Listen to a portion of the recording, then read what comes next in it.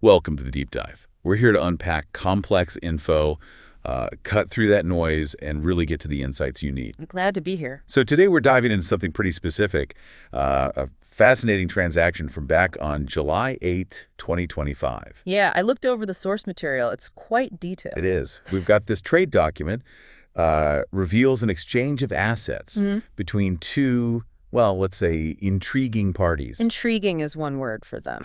Right.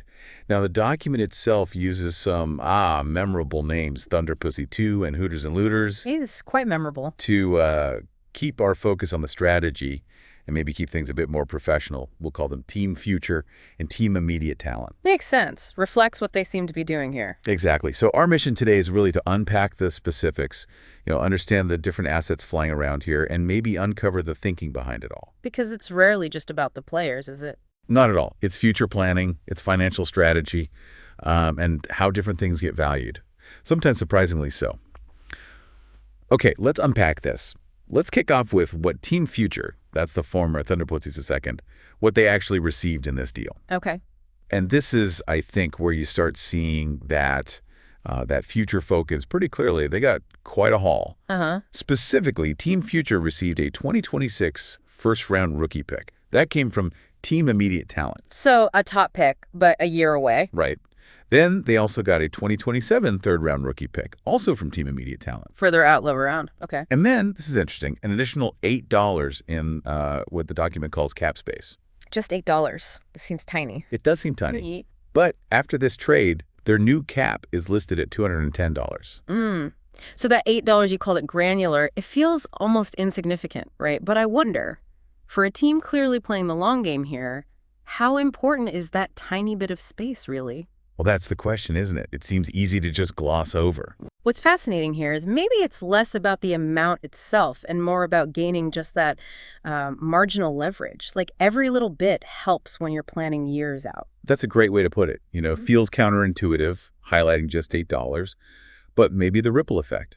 Could it be the difference down the line between, say, absorbing some tiny contract in another deal? Or maybe having just enough room for like a veteran minimum guy you need for depth, avoiding some roster crunch later on. Exactly. It really speaks to that focus on long-term flexibility, just keeping options open. Precisely.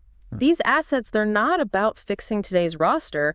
They're foundational pieces, really, for multi-year planning. Future picks, especially that first rounder. Yeah. They're like lottery tickets, sure, but potentially high impact ones. And without the big immediate cap hit. Right. And the difference between the 2026 first and the 2027 third, that's also tactically interesting. One's high value, the other's a later, cheaper shot, maybe on a specialist or someone you want to develop. Good point. Okay, so let's pivot now. Let's look at the other side.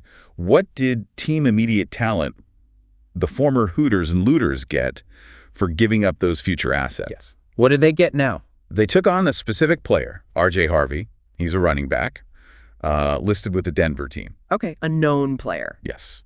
And his contract terms are laid out clearly. $3 for 3 years. $3 for 3 years. Okay, very defined. And after getting Harvey, Team Immediate Talent's new cap is listed at $186. So acquiring a specific guy like RJ Harvey, that's a very different strategic path than what Team Future took, obviously. Completely different philosophy. Yeah, Team Immediate Talent, they're clearly focused on, boosting a roster now, getting a known quantity. Right, someone who can presumably contribute right away. It's a direct upgrade, potentially, or at least it mitigates risk, maybe from injuries, or if their current guys aren't cutting it. Unlike a draft pick Harvey, you sort of know what you're getting, a known floor maybe, even if the ceiling isn't like superstar level.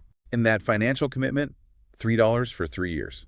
It's minimal, sure, but it's also fixed. It's committed money, which is a sharp contrast to the sort of flexible, potential-driven assets the other guys got. So what does this all mean when you put both sides of the transaction together? Well, you see the clash in approaches. Yeah, the single deal, it really highlights this complex interplay. You've got current talent, future potential, and this really precise financial maneuvering happening. We see Team Future walking away with a much higher new cap, $210, giving them that future flexibility. Right. While Team Immediate Talent's cap settles lower at $186 because they've invested in that immediate player asset. It's a classic trade-off. It really is. It's not just a simple swap. It feels like a strategic rebalancing for both of them. Yeah, and if we connect this to the bigger picture, like league-wide strategy, Oh, this trade, it just perfectly illustrates those different philosophies in managing your assets, doesn't it? it really does. You've got one side clearly prioritizing, stacking up those future assets, building that long-term flexibility, even down to the tiny details like cap space. They're betting on future drafts, essentially. And the value of having room to operate later. Exactly. And the other side, they're focused squarely on now improving the roster immediately with a known player. They want that concrete value today. So this raises an important question, maybe for you listening too.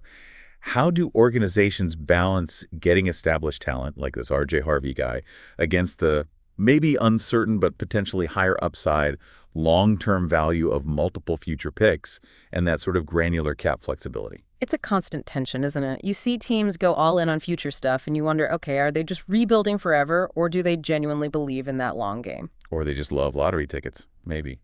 Maybe. While other teams are clearly in win-now mode, sometimes mortgaging the future to do it, it's always this push and pull. Wow. That's actually a lot of strategic depth packed into what, on the surface, looks like a pretty straightforward deal back on July 8, 2025. The details matter. They really do. Yeah. It shows that even those seemingly tiny things like, an extra $8 in cap space, they can be significant when you're thinking strategically about your assets. Mm-hmm. So maybe something to think about. What does this specific trade tell you about that often hidden value, the value of future potential and financial wiggle room compared to tangible right here, right now talent? Yeah, it's a good question. And what does it suggest about how different teams or entities weigh that long-term vision against, well, the need for short-term gains? Something to mull over.